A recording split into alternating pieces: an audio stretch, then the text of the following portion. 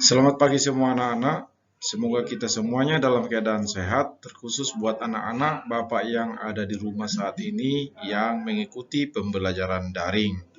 Baik, saat ini kita masuk ke pertemuan yang kedua, yaitu tentang materi rangka manusia. Setelah sebelumnya pada pertemuan pertama, kita sudah membahas tentang fungsi rangka dan jenis-jenis tulang yang menyusun rangka tubuh manusia. Baik, kita lanjut ke materi kita saat ini, rangka manusia. Perlu Bapak jelaskan bahwa sistem rangka tubuh manusia digolongkan ke dalam sistem rangka dalam tubuh yang disebut dengan sistem rangka endoskeleton. Ingat ya, rangka endoskeleton artinya sistem rangka di dalam tubuh. Baik, kita lanjut. Rangka manusia dapat dibedakan menjadi dua bagian utama, yaitu rangka aksial atau rangka yang membentuk badan, atau disebutlah itu sumbu tubuh. Yang kedua adalah rangka apendikular. Rangka apendikular ini adalah rangka anggota badan. Rangka anggota badan, ya. Baik, kita lanjut. Sebelum kita bahas apa itu rangka aksial, apa rangka apendikular, coba anak-anak perhatikan dulu sekalian gambar sistem rangka tubuh manusia yang ada di layar monitor komputermu saat ini. Coba dilihat dulu. Inilah bentuk rangka atau susunan tulang yang membentuk rangka tubuh manusia. Dan bisa diperhatikan. Oke, kita lanjut ya. A. Rangka aksial atau rangka badan.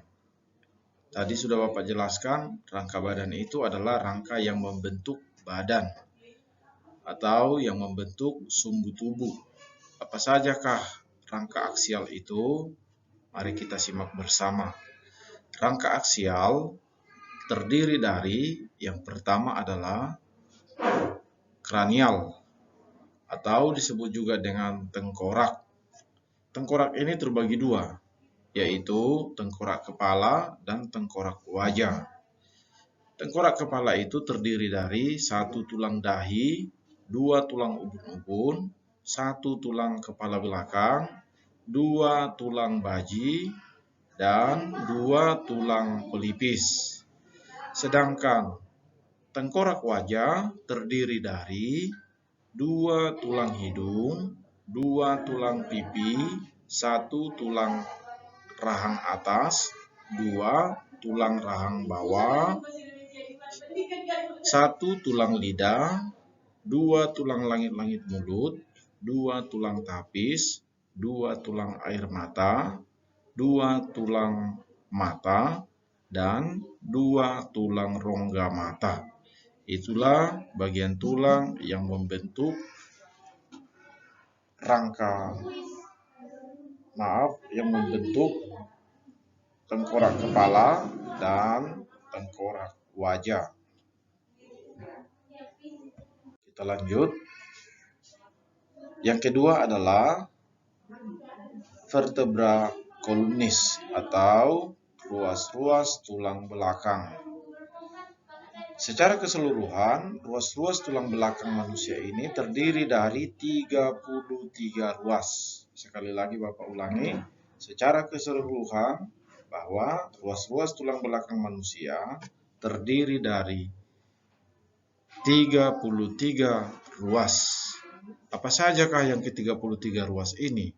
Yaitu 7 ruas tulang leher, 12 ruas tulang punggung, 5 ruas tulang pinggang, 5 ruas tulang kelangkang, dan 4 ruas tulang ekor. Itulah jenis-jenis dari ruas-ruas tulang belakang yang menyusun ruas tulang belakang manusia itu sendiri. Di sini ada gambar dua. Gambar yang pertama ini merupakan gambar ruas tulang belakang yang dapat dilihat dari sisi samping. Sedangkan berikutnya adalah gambar yang dilihat dari sisi belakang tulang belakang atau dari sisi punggung. Ini dia ya, inilah bentuk dari ruas-ruas tulang belakang kita. Baik, kita lanjut. Yang ketiga adalah sternum atau tulang dada. Tulang dada itu terdiri dari 3 jenis tulang yang tersusun menjadi satu kesatuan, sehingga bisa kita lihat hanya dapat dihitung satu tulang saja, yaitu tulang dada. Tetapi sebenarnya tulang dada itu terdiri dari 3 jenis, namun dia menyatu sehingga terbentuk menjadi satu kesatuan. Apa sajakah itu? Yang pertama adalah tulang hulu, yang letaknya di bagian atas tulang dada. Yang kedua adalah tulang badan. Dan yang ketiga adalah tulang taju pedang. Tulang taju pedang itu adalah tulang yang letaknya pada bagian bawah tulang dada. Bentuknya seperti runcing dia. Dan perhatikan gambarnya, nak. Berikutlah tulang rusuk atau kosta. Tulang rusuk manusia itu jumlahnya 12 pasang. Ya, tulang rusuk manusia itu jumlahnya 12 pasang. Apa sajakah itu? Terdiri dari 7 pasang tulang rusuk sejati, 3 pasang tulang rusuk palsu, dan 2 pasang tulang rusuk melayang. Apa itu tulang rusuk sejati? Tulang rusuk sejati itu artinya kedua ujung tulang tersebut masing-masing melekat pada bagian depan, maka ujung rusuk tulang sejati ini menyatu dengan tulang dada, dan pada bagian rusuk belakangnya menyatu dengan tulang belakang. Jadi disebut sebagai rusuk sejati. Yang kedua adalah rusuk palsu. Mengapa disebut dengan rusuk palsu?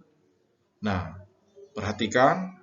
Rusuk palsu itu artinya adalah kalau dilihat dari sisi depan, maka rusuk palsu ini merupakan cabang dari tulang rusuk sejati nomor 7. Ya, tetapi jika dilihat dari belakang, masing-masing ketiga cabang tulang rusuk sejati ini, masing-masing dia menyatu dengan tulang belakang secara terpisah. Jadi tampak dia dari belakang seolah-olah tulang rusuk sejati, tetapi jika dilihat dari bagian depan, maka ketiga pasang tulang rusuk ini berasal dari tulang rusuk sejati nomor 7 tersebut.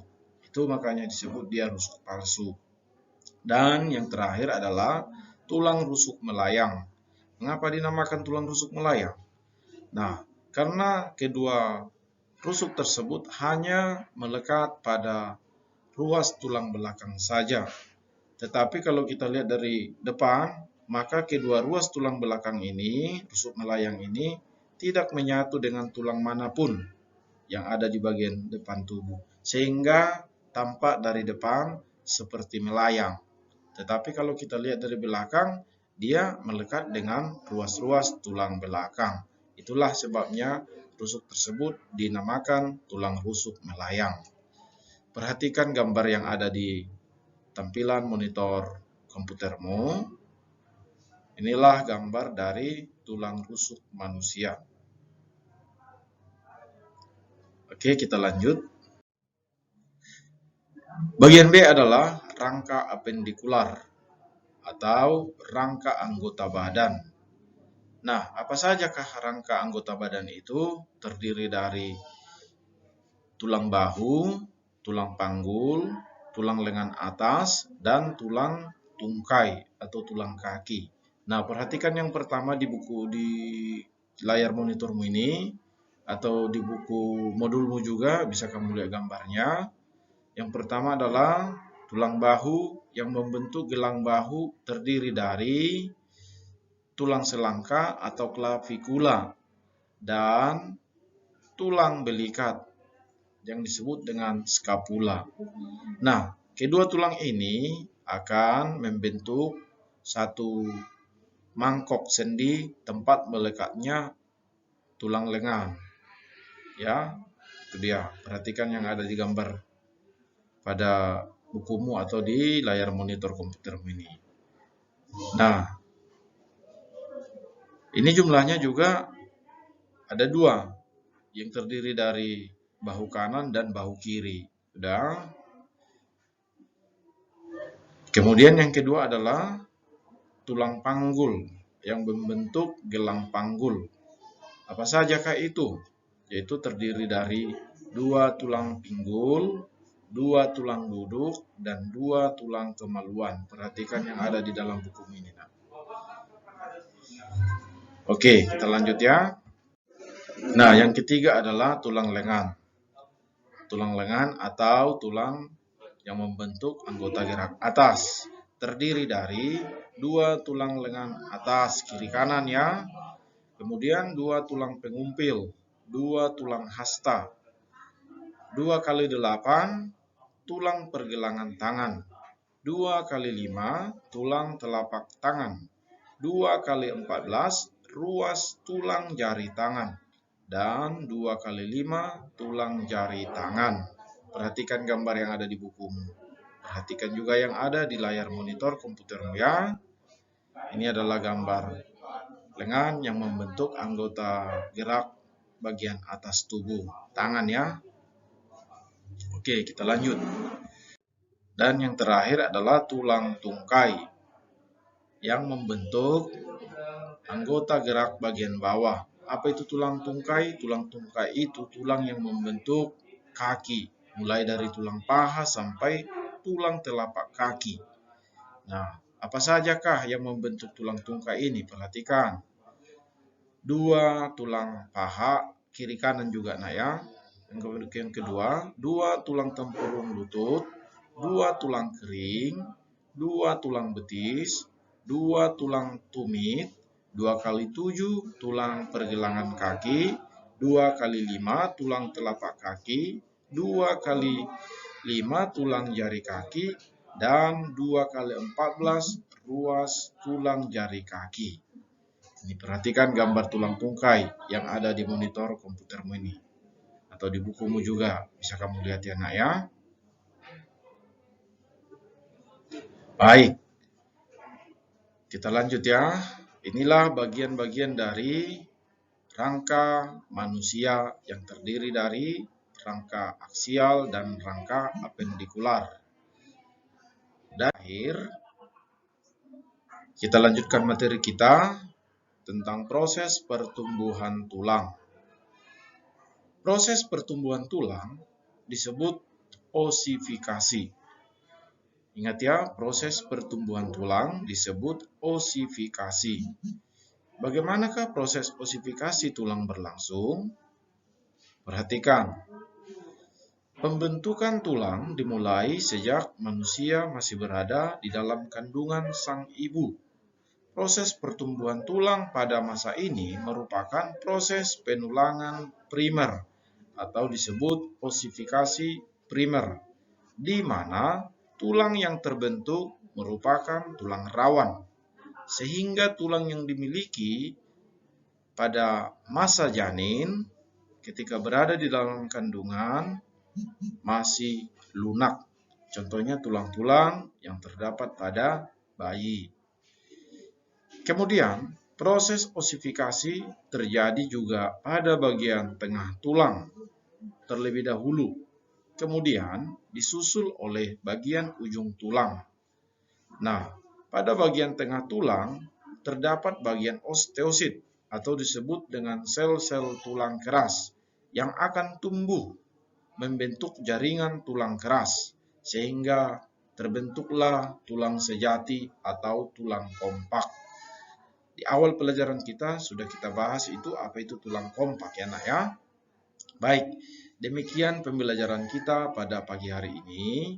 Apabila ada yang belum paham tentang materi yang sudah Bapak sampaikan, ada yang masih kurang mengerti, silahkan ditanya lewat WA, baik dari grup ataupun bisa langsung di japri Bapak ya nak ya. Oke. Sampai di sini dulu tugas kita, pembelajaran kita pada pagi hari ini. Tugas-tugas yang ada di modul silahkan dikerjakan di double folio juga. Ya, sama halnya seperti pada pertemuan pertama ya nak ya. Baik, selamat pagi, sekian dan terima kasih. Jaga kesehatan, jalankan protokol kesehatan. Sekian.